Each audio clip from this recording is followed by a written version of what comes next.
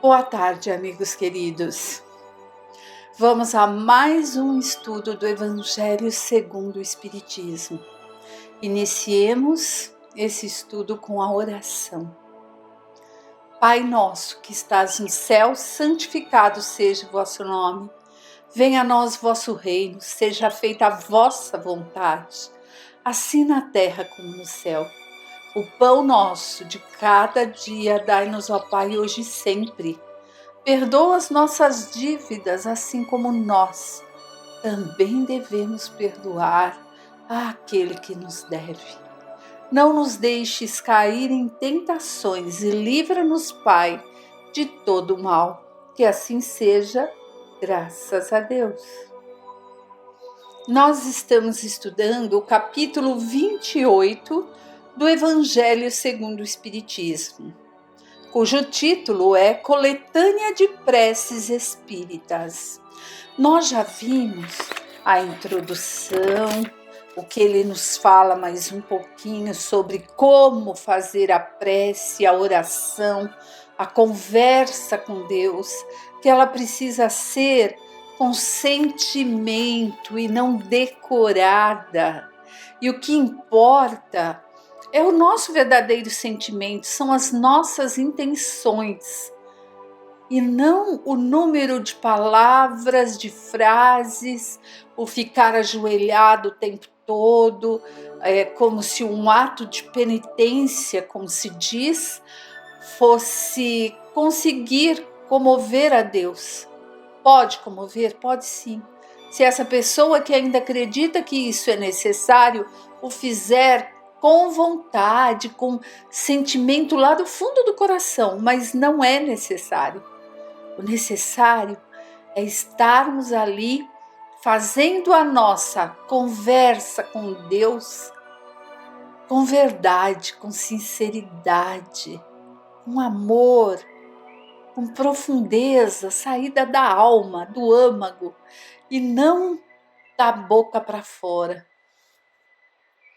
Hoje nós vamos iniciar o item 1, preces em geral, oração dominical, instrução preliminar.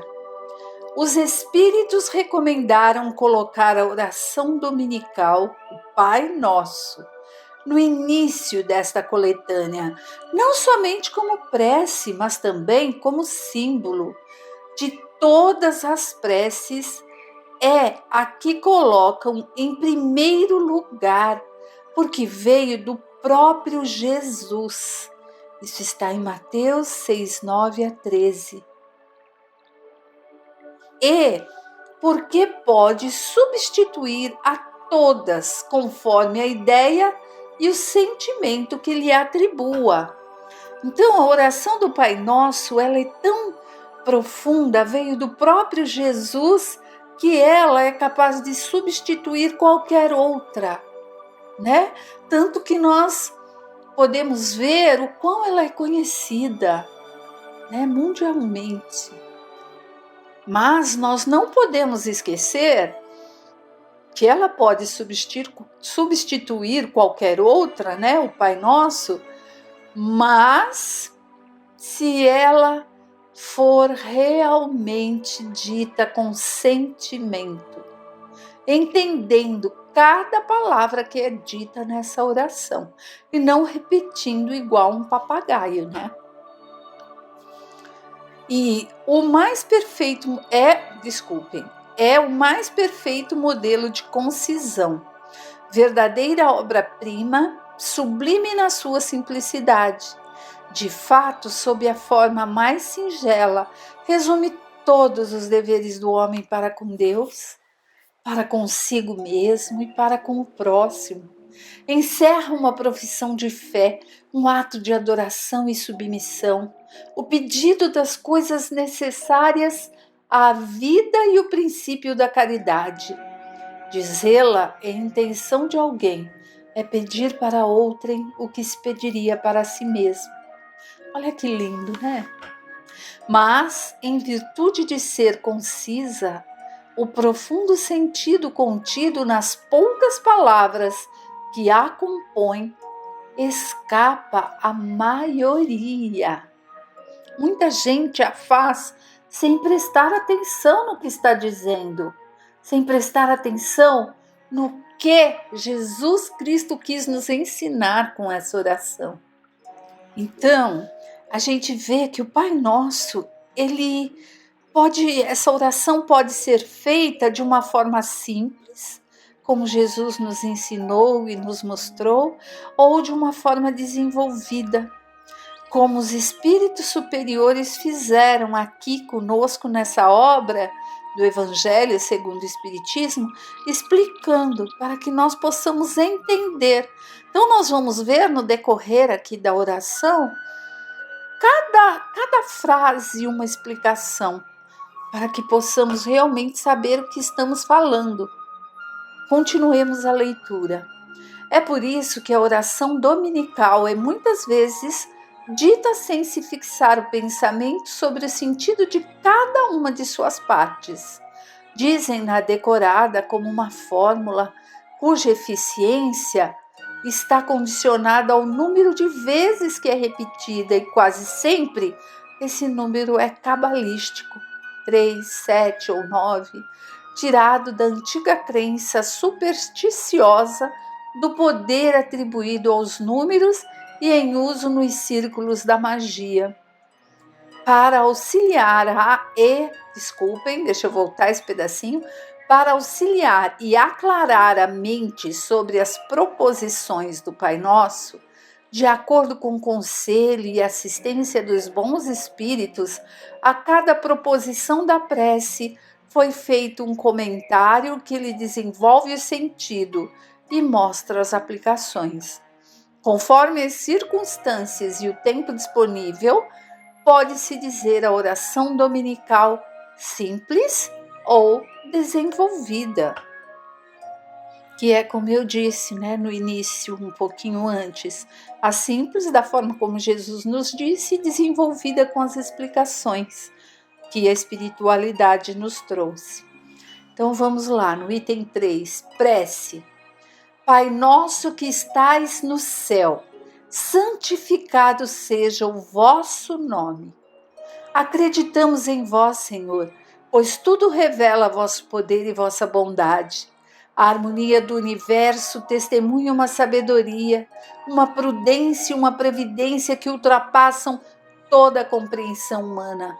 O nome de um ser soberanamente grande e sábio está inscrito em todas as obras da criação, desde o ramo da erva e o mais pequeno inseto até os astros que se movem no espaço. Em todos os lugares vemos a prova de um amor paternal. É por isso que cego é aquele que não vos reconhece em vossas obras, orgulhoso aquele que não vos glorifica e ingrato aquele que não vos rende graças. Essa é a explicação da espiritualidade sobre essa frase, Pai nosso que estás no céu, santificado seja o vosso nome. Vamos para outra frase. Venha a nós o vosso reino. Senhor, destes aos homens leis perfeitas de sabedoria que os fariam felizes se as seguissem.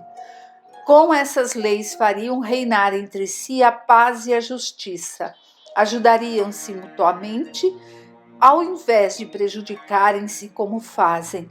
O forte ajudaria o fraco, ao invés de massacrá-lo. Evitariam os males que geram os abusos e os excessos de todas as espécies. Todas as misérias da terra vêm da violação de vossas leis, pois não há uma única infração a essas leis que não tenha consequências inevitáveis. Destes ao animal um instinto que o mantém no limite do necessário, e ele se conforma naturalmente com isso. Ao homem, além do instinto, destes a inteligência e a razão. Destes também a liberdade de respeitar ou violar aquelas de vossas leis que lhe dizem respeito pessoalmente, ou seja, de escolher entre o bem e o mal, a fim de que tenha o mérito e a responsabilidade de suas ações. Ninguém pode ninguém pode alegar ignorância de vossas leis, porque em vossa previdência paternal quisestes que fossem gravadas na consciência de cada um, sem distinção de cultos nem de nações. Aqueles que a desobedecem é porque vos desobedecem. Chegará o dia em que, de acordo com a vossa promessa, todos praticarão, e então a incredulidade terá desaparecido. Todos vós reconhecerão o Senhor soberano de todas as coisas, e o reinado de vossas leis será vosso reino na terra. Dignai-vos, Senhor, a apressar a sua vinda, dando aos homens a luz necessária que os conduza ao caminho da verdade. Aqui nesse trecho, nós vemos: venha a nós o vosso reino, que venha a nós as suas leis, que venha a nós as vossas justiças de leis de Deus e que possamos viver nela. Por isso a pedimos. Então, nós devemos fazer por merecer, pois nós que estamos estudando já sabemos as leis de Deus, então basta seguir. Seja feita a vossa vontade, assim na terra como nos céus. Se a submissão é um dever do filho com relação ao pai, do inferior e com relação ao superior, quanto maior não deve ser a da criatura em relação ao seu Criador? Fazer nossa vontade, Senhor, é obedecer vossas leis e se submeter sem lamentações aos vossos decretos divinos. O homem se submeterá a ela quando compreender que sois a fonte de toda sabedoria e que sem vós nada pode. Então, fará a vossa vontade na terra, como os eleitos a fazem nos céus. O céu, nós já estudamos, O céu e o inferno. O céu é a elevação, está dentro de nós, não é um espaço físico. Quando entendermos que a vontade de Deus é diferente da minha vontade, da sua vontade, aí entenderemos essa parte da oração. Que seja feita a sua vontade. Não é que seja feita a minha vontade. Aí teremos um novo olhar para o mundo, porque nós nem sempre sabemos aquilo que pedimos. Já vimos lá quando estudamos sobre as preces? Deus sabe de tudo. Nós pedimos achando que aquilo é ótimo, mas que se Deus nos atendesse, poderíamos cair num abismo, Um abismo de coisas difíceis que poderíamos fazer através daquilo que alcançaríamos com a nossa criancice. O pão nosso de cada dia nos dai hoje. Dai-nos o alimento para a manutenção das forças do corpo. Dai-nos também o alimento espiritual para o desenvolvimento do nosso espírito. O animal encontra a sua pastagem, mas o homem deve o seu alimento à sua própria atividade e aos recursos de sua inteligência, porque vós o criastes livre. Vós lhe dissestes: tirarás teu alimento da terra com o suor do teu rosto.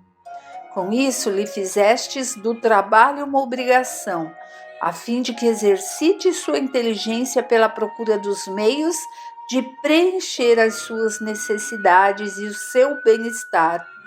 Uns pelo trabalho manual, outros pelo trabalho intelectual. Sem o trabalho, ficaria estacionário e não poderia pretender alcançar a felicidade dos espíritos superiores. Vejamos aqui nesse pedacinho, O pão nosso de cada dia nos dai hoje.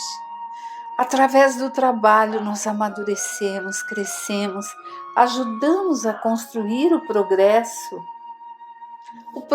geral, o progresso do planeta, o progresso da ciência, o progresso da humanidade e o nosso progresso. Nós temos que buscar o nosso alimento para ajudarmos a construir esse progresso, sempre com a fé raciocinada. Olha como ele nos mostra aqui o quão importante é trabalharmos. Continuemos a leitura.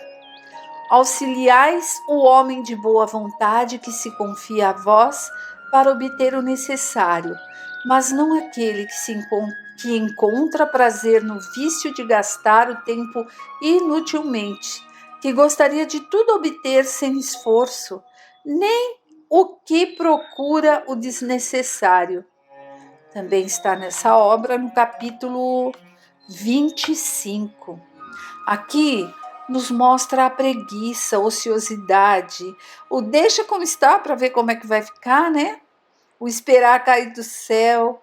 Isso é o pior que pode acontecer a nós.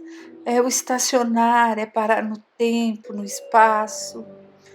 E a boa vontade, o trabalho, a vontade de crescer, é ela que nos faz caminhar, que nos faz buscar a reforma íntima, nos faz andar para frente. Então, quando temos trabalho pela frente, devemos elevar o coração ao alto e dizer graças a Deus. E não nos lastimarmos por isso, muito pelo contrário. Quantos são os que caem vencidos por sua própria culpa, por seu descuido, sua imprevidência ou sua ambição? E por que não querer, e por não quererem se contentar com o que lhes destes? Estes são os que fazem a sua própria desgraça e não têm o direito de lamentar, já que são punidos naquilo mesmo em que pecaram. Apesar disso, nem a estes abandonais, pois sois infinitamente misericordioso. Vós lhes estendeis a mão em socorro, desde que, como filho pródigo, retornem sinceramente a vós. Também está nessa obra, no capítulo 5. Então, lá no versículo 4 do capítulo 5 e no resto todo, ele nos diz como todos somos amparados, né? Como somos amparados, sempre. Então a gente precisa prestar essa atenção. Antes de nos lamentar da nossa sorte, perguntemo-nos se ela não é obra nossa. Isso é muito importante, meus amigos. Às vezes a gente reclama disso, daquilo, e fala, mas eu não contribuí para que fosse assim. Eu mesmo cavei essa situação, até esse ditado, né? Cavou o próprio poço, cavou não sei o quê, porque muitas vezes nós fazemos isso. Perguntemo-nos se a cada infelicidade que nos chega não dependia de nós evitá-la, e consideremos também que Deus nos deu a inteligência para nos tirar do lamaçal e que depende de nós fazer bom uso dela. Uma vez que na terra o homem se acha submetido à lei do trabalho, dai-nos a coragem e a força de cumpri-la. Dai-nos também prudência, previdência e moderação, para que não venhamos a perder os seus frutos. Dai-nos, Senhor, nosso pão de cada dia, ou seja, os meios de adquirir pelo trabalho as coisas necessárias à vida, pois ninguém tem o direito de reclamar o desnecessário. Se o trabalho nos é impossível, confiamo-nos à vossa divina providência. Se esta em vossa vontade nos provar pelas mais duras privações, apesar de nossos esforços, nós a aceitamos como uma justa expiação das faltas que tenhamos cometido nesta vida ou numa outra anterior, pois sois justo. Sabemos que não há sofrimento que não sejam merecidos e que nunca há punições sem causa. Preservai-nos, meu Deus, de invejar aqueles que possuem o que não temos, e nem mesmo invejar os que têm o excessivo quanto nos falte o necessário. Perdoai-lhes se esquecem a lei da caridade e de amor ao próximo que lhes ensinastes. Afastai também de nós o pensamento de negar vossa justiça, ao ver a prosperidade do mal e a infelicidade que por vezes afligem o homem de bem. Graças às novas luzes que nos destes, sabemos agora que vossa justiça sempre se cumpre e não falta com ninguém, porque a prosperidade material do mal é tão transitória e passageira quanto a sua existência corporal, e que terá que passar por reencarnações dolorosas, enquanto a alegria reservada àqueles que sofrem com resignação será eterna. Sabemos agora que vossa justiça sempre se cumpre e não falha com ninguém, porque a prosperidade material do mal é tão transitória e passageira quanto a sua existência corporal, e que terá que passar por reencarnações dolorosas, enquanto a alegria reservada àqueles que sofrem com resignação será eterna. Então, a gente vê uma série de coisas acontecendo, mas não podemos esquecer. Deus é justo, tudo tem um porquê. Dá a cada um segundo as suas obras, a seu esforço, ao seu merecimento, que por vezes nem é dessa reencarnação que aqui vemos. Por isso, não temos que julgar, invejar. Todos nós temos a misericórdia de Deus para nos melhorarmos, sempre e sempre. Então, meus amigos, hoje nós vimos algumas das frases que compõem a oração do Pai Nosso. O tempo não vai dar para terminarmos de ver todas, e aí vocês conseguem perceber a diferença de quando nós dizemos essa oração numa forma simples, que é a forma dita e que diz ali somente a frase. Mas a explicação aqui dessa espiritualidade superior, no que está embutido dentro de cada frase, de quantas coisas estão ali contidas para que pensemos, para que analisemos e que, quando formos fazer a oração, óbvio que a iremos fazer de forma simplificada, como Jesus nos ensinou, mas que no nosso pensamento a gente já tenha esse conhecimento do que quer dizer, tá? Então, no próximo estudo nós daremos continuidade às outras frases que estão aí na oração do Pai Nosso. Fiquem com Deus e um ótimo final de semana para todos.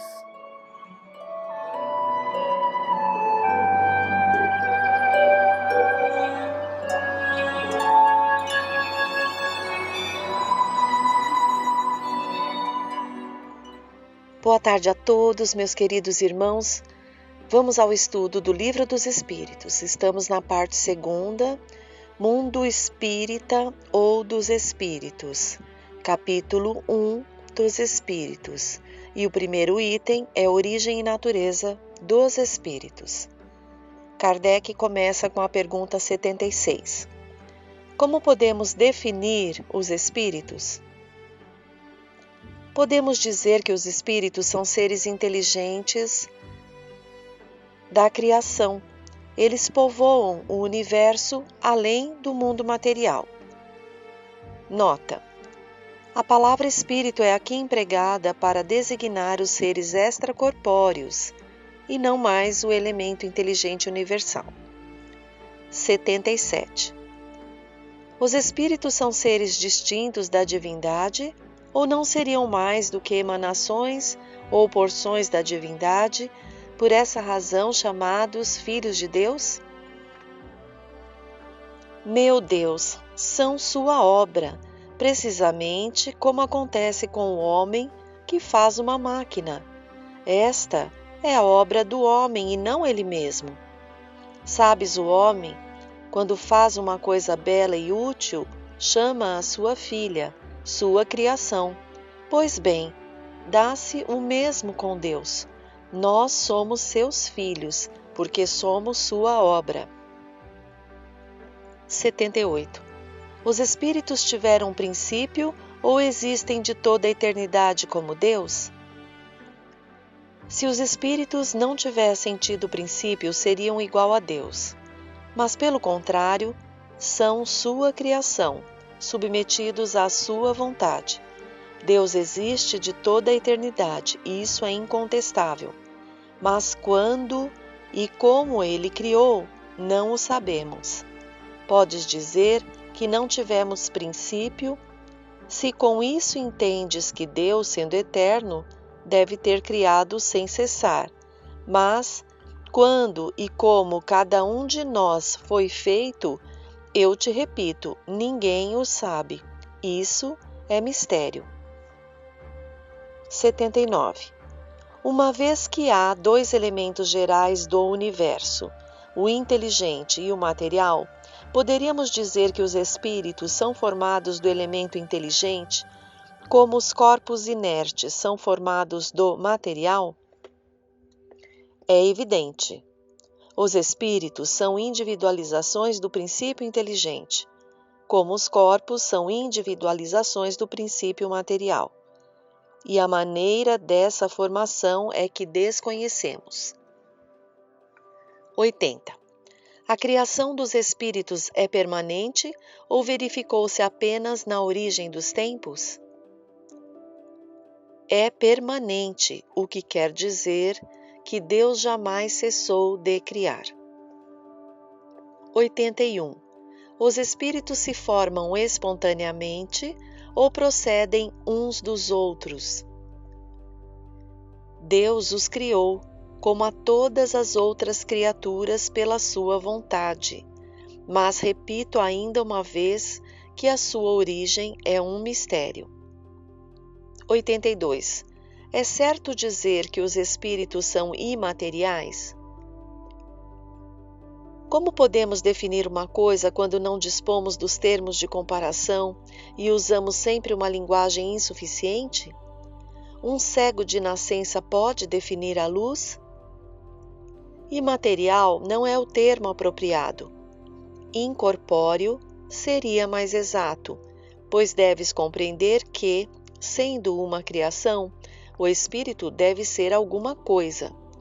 É uma matéria quintessenciada para o qual não dispondes de analogias, e tão eterizada que não pode ser percebida pelos vossos sentidos. Nota de Kardec. Dizemos que os espíritos são imateriais, porque a sua essência difere de tudo o que conhecemos pelo nome de matéria. Um povo de cegos não teria palavras para exprimir a luz e os seus efeitos. O cego de nascença julga ter todas as percepções pelo ouvido, o olfato, o paladar e o tato. Não compreende as ideias que lhe seriam dadas pelo sentido que lhe falta. Da mesma maneira, no tocante à essência dos seres super-humanos, somos como verdadeiros cegos. Não podemos defini-los a não ser por meio de comparações sempre imperfeitas ou por um esforço da imaginação. Vem uma nota do tradutor, que é Herculano Pires, aqui embaixo sobre essa questão, e diz: os espíritos revestidos do perispírito são o objeto dessa referência. Sem o perispírito, nada tem de material, como vemos na resposta ao item 79. 83. Os espíritos terão fim? Compreende-se que o princípio de que eles emanam seja eterno, mas o que perguntamos é se sua individualidade terá um termo e se, num dado tempo mais ou menos longo, o elemento de que são formados não se desagregará e não retornará à massa de que saíram, como acontece com os corpos materiais. É difícil compreender que uma coisa que teve começo não tenha fim. Há muitas coisas que não compreendeis, porque a vossa inteligência é limitada. Mas isso não é razão para repelirdes. O filho não compreende tudo o que o pai compreende, nem o ignorante tudo o que o sábio compreende. Nós te dizemos que a existência dos espíritos não tem fim. É tudo quanto podemos dizer por enquanto. Então, esse primeiro item é muito interessante porque nos esclarece sobre nós mesmos, a origem e a própria natureza nossa dos espíritos. Então, os espíritos são seres inteligentes criados por Deus para a evolução. E aqui fica muito claro que a forma, quando e como cada espírito foi criado, não nos é possível alcançar ainda esse conhecimento por nos faltar um sentido maior, uma compreensão maior, uma inteligência maior. No item segundo, que vamos ver agora, mundo normal e primitivo, eu vou terminar de ler aqui, depois a gente volta um pouquinho para um outro livro para dar um complemento. Vamos lá. Kardec pergunta nesse segundo item, na 84, o seguinte: os espíritos constituem um mundo à parte, além daquele que vemos? Sim, o mundo dos espíritos ou das inteligências incorpóreas. 85.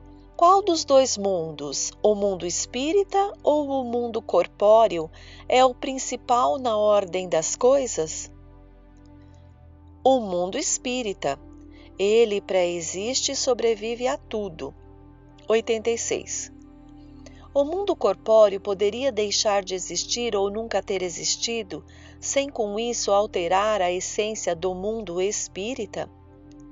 Sim, eles são independentes e, não obstante, a sua correlação é incessante, porque reagem incessantemente um sobre o outro.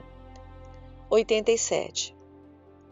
Os espíritos ocupam uma região circunscrita e determinada no espaço? Os espíritos estão por toda parte. Povoam ao infinito os espaços infinitos. Ao que estão sem cessar ao vosso lado, observando-vos e atuando sobre vós sem o saberdes, porque os espíritos são uma das forças da natureza e os instrumentos de que Deus se serve para o cumprimento de seus desígnios providenciais. Mas nem todos vão a toda parte, porque há regiões interditadas aos menos avançados. Vamos ver mais um item que Kardec estuda aqui, que é o item 3. Forma e ubiguidade dos espíritos. 88. Os espíritos têm uma forma determinada, limitada e constante? Aos vossos olhos, não. Aos nossos, sim. Eles são, se o quiserdes, uma flama, um clarão ou uma centelha etérea. Aí vem uma nota do tradutor Herculano dizendo que todo este trecho se refere ao espírito puro, desprovido do perispírito. Necessário atentar para essas variações para não confundirmos as explicações. 88A. Essa flama ou centelha tem alguma cor? Para vós, ela varia do escuro ao brilho do rubi, de acordo com a menor ou maior pureza do espírito. Nota de Kardec. Representam-se ordinariamente os gênios com uma flama ou uma estrela na fronte. É essa uma alegoria que lembra a natureza essencial dos espíritos. Colocam-na no alto da cabeça por ser ali que se encontra a sede da inteligência. 89. Os espíritos gastam algum tempo para cruzar o espaço? Sim, mas rápidos como o pensamento. 89A. O pensamento não é a própria alma que se transporta? Quando o pensamento está em alguma parte, a alma também está, pois é a alma que pensa. O pensamento é um atributo. 90. O espírito que se transporta de um lugar a outro tem consciência da distância que percorre e dos espaços que atravessa, ou é subitamente transportado para onde deseja ir? Uma e outra coisa. O espírito pode perfeitamente, se o quiser, dar-se conta da distância que atravessa, mas essa distância pode também desaparecer por completo. Isso depende da sua vontade e também da sua natureza, ser mais ou menos depurada. 91. A matéria oferece obstáculos aos espíritos? Não, eles penetram tudo. O ar, a terra, as águas, o fogo. O próprio fogo lhes são igualmente acessíveis. 92. Os espíritos têm o dom da ubiguidade, ou, em outras palavras, o mesmo espírito pode dividir-se ou estar ao mesmo tempo em vários pontos? Não pode haver divisão de um espírito, mas cada um deles é um centro que irradia para diferentes lados, e é por isso que parecem estar em muitos lugares ao mesmo tempo. Vês o sol, que não é mais do que um, e não obstante, irradia por toda parte e envia seus raios até muito longe. Apesar disso, ele não se divide. 92a. Todos os espíritos irradiam com o mesmo poder? Bem longe disso. O poder de irradiação depende do grau de pureza de cada um. Nota de Kardec. Cada espírito é uma unidade indivisível, mas cada um deles pode estender o seu pensamento em diversas direções, sem por isso se dividir. É somente nesse sentido que se deve entender o dom da ubiguidade aos espíritos, como uma fagulha que projeta ao longe a sua claridade e pode ser percebida de todos os pontos do horizonte. Como ainda um homem que, sem mudar de lugar e sem se dividir, pode transmitir ordens, sinais e produzir movimentos em diferentes lugares. Então, lemos mais 2 itens que vêm completar um pouco mais o entendimento sobre os espíritos, né? No caso, o mundo normal e primitivo, e também forma e ubiguidade dos espíritos, onde Kardec nos esclarece, né, que os espíritos existem por toda parte, né? Por toda a parte do universo, seja encarnado ou desencarnado, povoam o infinito, como ele diz aqui, e sobre a forma e ubiguidade dos espíritos, né? Quando ele coloca aqui já na primeira pergunta desse item, se os espíritos têm forma e determinada, e os espíritos superiores respondem que aos vossos olhos não, que se o quiserdes eles seriam um clarão ou uma chama.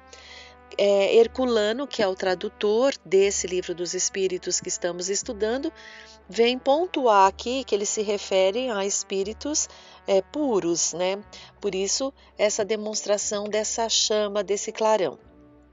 Então, é muito interessante, porque vamos aprofundando e percebendo que somos seres criados por Deus, precisamos estar vivenciando experiências no corpo, incorporando, para podermos passar por experiências e termos aprendizados, e assim vamos nos depurando, né, cada vez mais nos depurando e fazendo com que esse brilho tosco, né, pois que saímos ainda muito assim ignorantes das mãos do nosso Criador amoroso, esse brilho aos pouquinhos, com a nossa evolução, ele vai se intensificando, até chegar a irradiar como é possível, nos foi colocado aqui nessas questões últimas.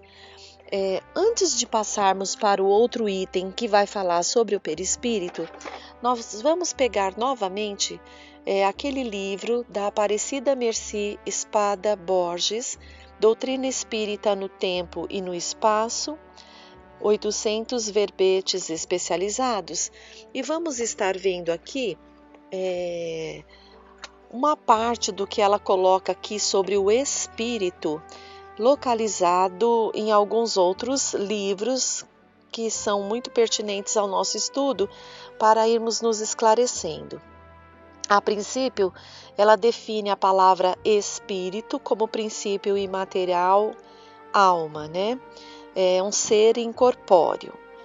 Então, nós vamos pegar uma definição um pouquinho mais para baixo aqui, do livro Estudos Espíritas, de Divaldo, por Joana de Ângeles, onde coloca assim: os espíritos são individualidades inteligentes, incorpóreas que povoam o universo, criadas por Deus, independentes da matéria.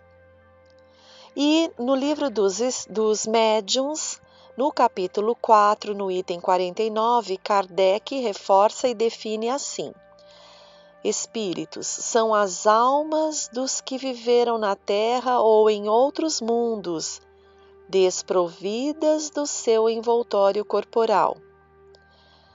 Mais para frente um pouquinho, desse mesmo livro, ele continua dizendo: há espíritos de todos os graus de bondade e de malícia, de saber e de ignorância. Ao reencarnar, o espírito reveste-se temporariamente da vestimenta carnal e, ao desencarnar, sobrevive à morte do corpo. Desligado desse envoltório, pode ser percebido pela visão, audição e tato quando em condições propícias. É envolto por uma substância vaporosa, semimaterial, denominada perispírito.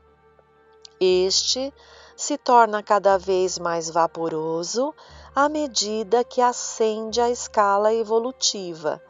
É através dessa vestimenta sutil que se liga ao corpo físico. Por um ato de sua vontade, o espírito pode atuar sobre as moléculas do perispírito, tornando-o mais denso e, dessa forma, perceptível aos sentidos do homem. Cada individualidade apresenta grau diferente de evolução. Em suas múltiplas existências no corpo, progride mais ou menos lentamente de acordo com seu livre-arbítrio. Assim sendo, é de sua vontade eleger como sistema de vida o bem e o mal, acelerando ou retardando o seu progresso, sem, contudo, retroceder. Em relação às aquisições morais e intelectuais, o espírito não retrocede. No entanto, em termos de posição social, ele pode regredir. Sua inteligência pode ser velada com a finalidade de cumprir missões, provas ou expiações. Assim, um espírito que viveu em ambiente de abastança, de riqueza, de progresso, pode renascer em ambiente onde as dificuldades impostas pelo meio e pelas condições econômicas o impeçam de estudar ou de seguir uma profissão vantajosa. Todavia, jamais o impedirá de evoluir moralmente. Os espíritos atuam na obra divina como cooperadores, do que resulta a própria evolução e aperfeiçoamento intérmino. Ser feliz ou infeliz é um estado resultante do seu modo de vida, estruturado no bem ou no mal. O espírito é um dos 3 elementos constitutivos do ser humano: espírito, perispírito e corpo.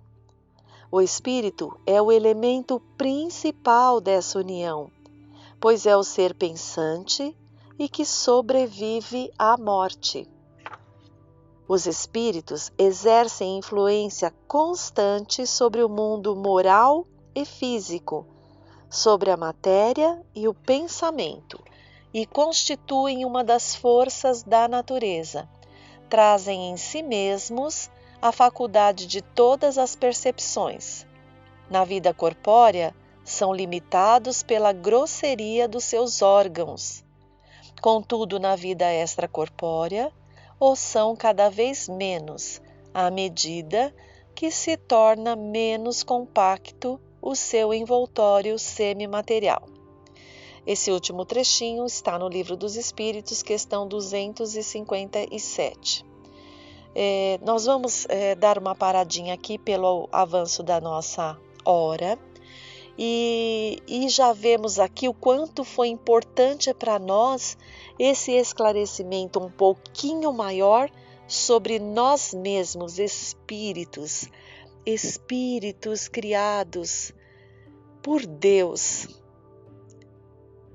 Esse Deus maravilhoso que nos criou para a evolução, para buscarmos a felicidade, as possibilidades inúmeras que temos de participar da criação. Se buscarmos com o nosso livre-arbítrio o bem, como é dito aqui. Então, queridos irmãos, como é gostoso estudarmos juntos, assim vamos nos valorizar cada vez mais e a nossa gratidão a Deus vai aumentar ainda mais. Esse amor que Deus tem por nós, vamos compreender ainda melhor através dos estudos dessas obras de Allan Kardec. Então vamos agradecer a Deus nosso Pai por esses momentos, pedindo auxílio nas nossas provas, nas nossas expiações, assim como a todos os irmãos que compartilham conosco desse aprendizado, encarnados ou desencarnados, que nosso planeta azul, que está passando por essa transição, possa alcançar, segundo a vontade de Deus, a sua posição, a posição que merece na evolução, e que nós, cada um de nós, possamos nos inclinar por alcançarmos também a melhora, confiando na providência divina, confiando nos momentos mais difíceis que podem nos alcançar. Pai nosso que estais nos céus, santificado seja o vosso nome. Venha a nós o vosso reino, seja feita a vossa vontade, assim na terra como no céu. O pão nosso de cada dia dá-nos hoje. Perdoai as nossas ofensas, assim como devemos perdoar aos nossos irmãos. E não nos deixe, Pai querido, cairmos em tentações, livrando-nos sempre de todo o mal. Que assim seja, graças a Deus.